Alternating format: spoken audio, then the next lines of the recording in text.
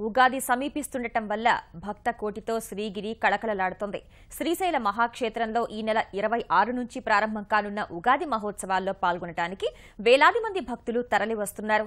తమ పుట్టింట ఆడపడుచులైన భ్రమరాంబికకు చీర, సారె, పసుపు కుంకుమలు సమర్పించేందుకు తండోపతండాలుగా కన్నడిగులు తరలివస్తున్నారు.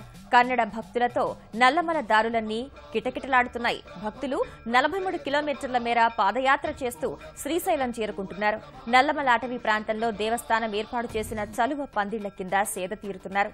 మార్గంలో అక్కడక్కడ స్వచ్ఛంద సంస్థలు ఏర్పాటు చేసిన అన్న ప్రసాదాలు, తాగునీరు స్వీకరిస్తూ ఓం నమః శివాయ అంటూ ముందుకు కదులుతున్నారు. శివ శివ శంకర హర హర శంకర జయ జయ శంకర